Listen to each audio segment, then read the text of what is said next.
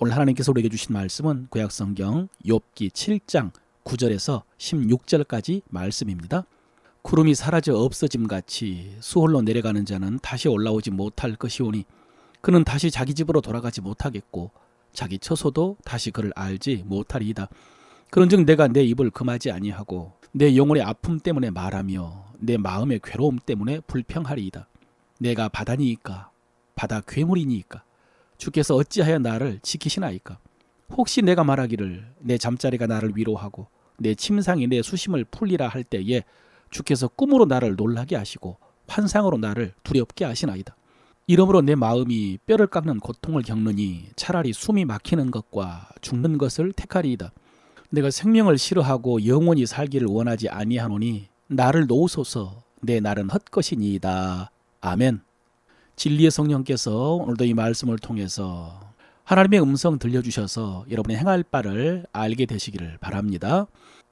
6장에서 욥은 아무것도 모르면서 자기들의 지식과 경험으로 재앙을 당하고 있는 자기를 죄인 취급하고 회개하라고 독촉하는 친구들에게 서운함을 토로했습니다. 너무 고통스러워서 친구들 앞에서 속상한 자기 마음을 털어놓았는데 그들은 이해와 동정은커녕 말꼬리를 잡으면서 옳은 말로 오히려 더 고통스럽게 했다라고 하면서 친구들을 향하여 서운함을 토로한 것입니다. 오늘 7장에서는 자기가 당하는 고통이 얼마나 극심한지 스스로 넋두리를 하는데 이번에는 그 대상이 하나님입니다. 여러분, 욥이 처음에 재산을 다 잃고 자식들까지 하루아침에 다 잃을 때도 주신 이도 여호와시요 취하신 이도 여호와시니 라고 하면서 하나님께 예배하면서 온전함을 지켰었습니다. 그 후에 다시 또 사탄이 그의 몸을 쳐서 정수리에서 발바닥까지 종기가 나게 했을 때에도 질그릇 조각으로 자기 몸을 긁으면서도 우리가 하나님께 복도 받았으니 화도 받지 않겠느냐라고 하면서 입술로 범죄하지 않았습니다. 그게 2장까지죠. 그런데 3장에서 드디어 욥이 자기 생일을 저주하면서 죽음을 동경한다라고 하더니 오늘 11절에 내가 내 입을 금하지 아니하고 내 영혼의 아픔 때문에 말하며 내 마음의 괴로움 때문에 불평하리이다 라고 하면서 내가 바다니까 내가 바다 괴물이니까 주께서 어찌하여 나에게 이렇게 하십니까 라고 하면서 불평이라는 말을 꺼내고 불평을 했습니다. 여러분, 욥이 불평을 했습니다. 왜 그랬을까요? 그 힌트가 오늘 욥의 고백 속에 있습니다. 욥은 이 세상에 있는 노동자들, 품꾼들이 하루하루 먹고 살기 위해서 고생하지만은 그래도 해가 지면 그 노동이 끝나고 품삯도 받는데 자기의 고통은 도무지 끝나지 않는다고 그러면서 이렇게 넋두리를 합니다. 내가 여러 달째 고통을 받으니 고달픈 밤이 내게 작정되었구나. 예, 이것입니다. 내가 여러 달째 고통을 받으니. 여러분, 지금 욥이 당하고 있는 육체적인 고통은 재산을 다 잃고 자식들까지 다 잃을 때도 순전함을 지켰던 욥이 이제는 자기 생일을 저주하며 죽기를 구할 정도로 극심한 고통입니다. 그런 극심한 고통을 욥은 여러 달째 계속 당하고 있었던 것입니다. 4절 5절의 표현이 참 절절합니다.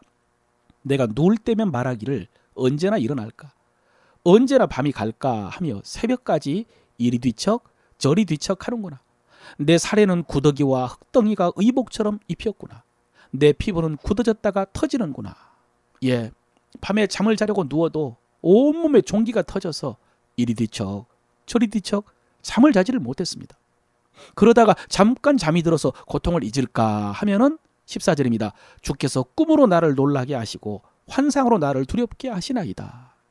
여러분, 이런 고통을 여러 달째 당하고 있으니까 처음에 고통 속에서 하나님 찬양하고 원망하지 않았던 욥도 이제는 넋두리를 하고 원망을 한 것입니다.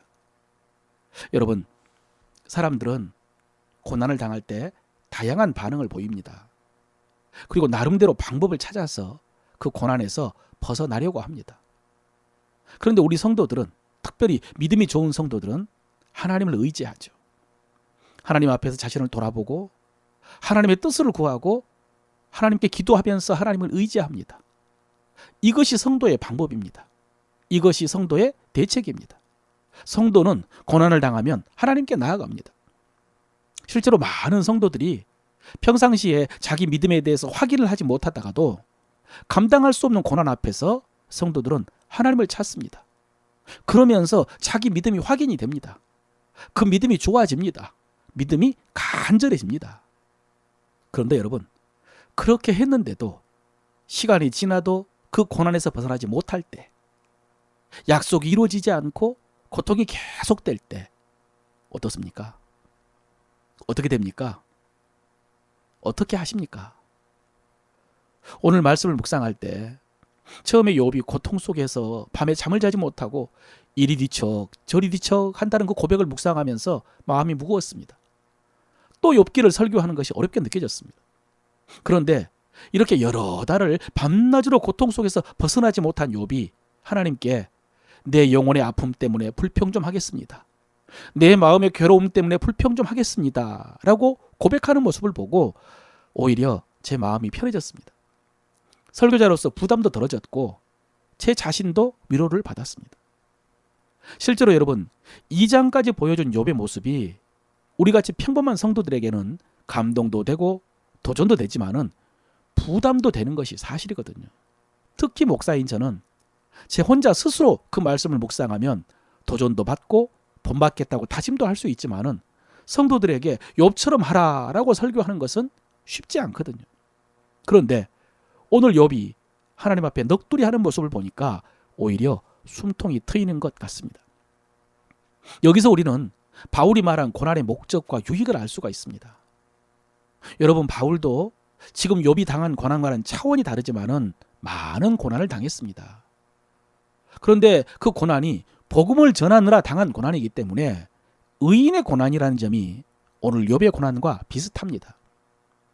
그리고 바울은 그런 고난 가운데서 하나님의 위로와 구원도 경험을 했습니다.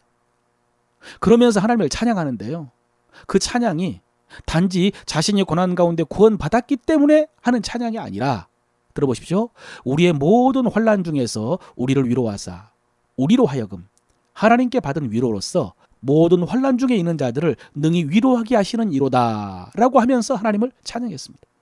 환난 중에서 구원하사 우리를 위로하실 뿐만 아니라 우리가 하나님께 받은 위로로서 모든 환난 중에 있는 자들을 능히 위로하게 하시는 하나님. 그렇습니다. 여러분, 바울 자신이 고난을 당해 보았고요, 또 고난 가운데서 하나님의 구원을 경험해 보았기 때문에 고난 가운데 있는 성도들이 그 고난을 견딜 수 있도록 위로도 하고 권면할 수 있었고, 그래서 성도들은 결국 고난을 이기고 하나님의 구원을 경험하게 된다는 것입니다.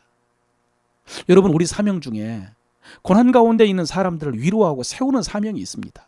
그것이 하나님의 나라를 세우는 것입니다. 그럴 때 여러분, 고난을 경험해 본 사람의 위로는 차원이 다릅니다. 능력이 다릅니다.